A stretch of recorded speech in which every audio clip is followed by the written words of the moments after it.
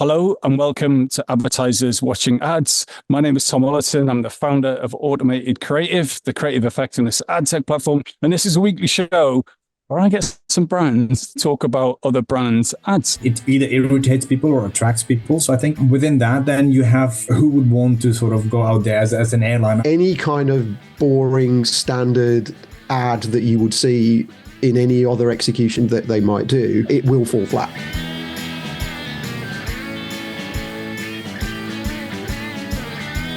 Before we get to this week's creative, let's meet this week's guests. I'm Shaaf Tauqeer. I'm working at easyJet as Audience and MarTech Manager. So basically covering the paid media side at easyJet. Simon Short, Digital Marketing Director, formerly of Huawei, Samsung and McDonald's. Fantastic. What a panel. Right, let's see this week's ads. Big old fancy ads for the big game on Sunday, not big enough. At Liquid Death, we are cooking up a bigger, fancier, better, brighter ad than anything in any old football game. We so dang crazy, we auctioning off the sides of one of our beautiful boxes at eBay right now. It's way better than anything in that old football game. Those things cost more than $6 million, and they only reach about 110 million people. Each and every week, more than 200 million people walk through the aisles of our fine retailers. So how's all this work? Your ad's gonna go on 500,000 tiny little billboards across this great nation of ours. So what do you want to advertise? RVs, snake insurance, a new cryptocurrency that is totally not a scam. Make your dreams come true and get your ad on the side of a Liquid Death box. Bidding starts at just $500. Woo! Get on over to biggestadever.com right now. Get! I'd like you to score this ad out of 5. On a count of 3, hold up your fingers. 1, 2, 3. 3 and a 3, Liquid Death. There you have it. That made me smile. I'll tell you that much. Simon, what's going on here? Can you give us a bit of context? Liquid Death, they're kind of known for this kind of stuff. They've got a real irreverence about their brand. They kind of get that humor is shareable. And this was targeted around the SuperBowl. Traditionally have always been super expensive ad spots that not all brands can necessarily afford to do. And they've come up with the conclusion that rather than spend the millions of dollars that would be required to get an ad in one of those spots, to just go down the guerrilla marketing route and actually do something completely different, which is quite smart. The actual auction itself went up until, I don't know, sometime in February. I think Coinbase might have actually won the auction to have their ads actually put on the boxes, which I think that's going to be a bit interesting to see how that plays out. They're going to have some really good creative when those boxes actually do go in stores. What I'm curious to know is, who do you think they're aiming this at? Is this talking to kind of crazy gamers who are 16 or I don't know? Help me understand what you think the target audience is. The thing is, I've seen another ad of Liquid, just remembering, I think it was with the children. It was like whether it's repulsive or whether it's, I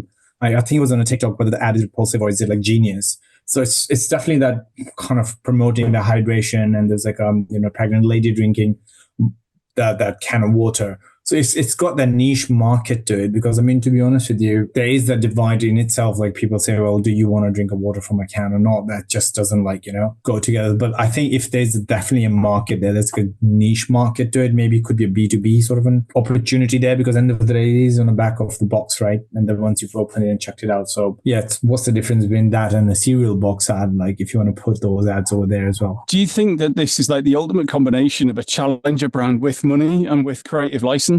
I mean, clearly they've got a lot of creative license. I think they've set themselves up in the first instance to try and steal a bit of the energy drinks market. They've got a similar kind of vibe to, like Monsters of this world. But obviously their product is something that parents probably wouldn't mind their kids having. So I think it wouldn't surprise me if one of their core audience, sort of young teens, maybe even going slightly older type of market, because it has got that edge to it. The stuff that they've put out online, they've done promotions with Steve-O from Jackass. They've done all kinds of things that put themselves into that world that actually just makes their brand a little bit cool, a bit irreverent. The ad sounds like a bit obnoxious, right? But definitely there's that market to their target audience. I think if you talk about the ABCs they put on, Gen Z kind of appeal to it is slightly that dark humor kind of, if you even look at the social media page, it was just literally doing a quick sort of scan through, and it just seems like there is that annoyance. And then the factor with that, they have that murdering the thirst kind of that humor,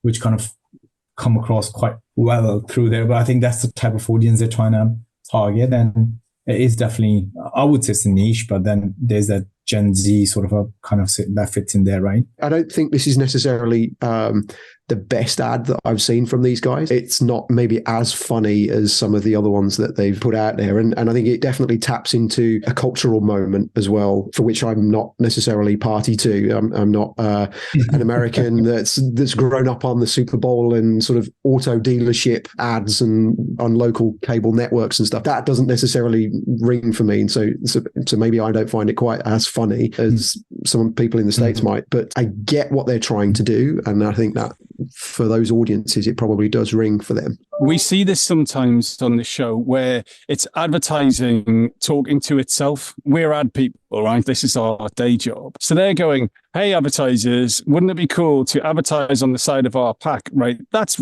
weird to us that a brand would hand over its brand to another brand, right? There's a rug pull there that we understand.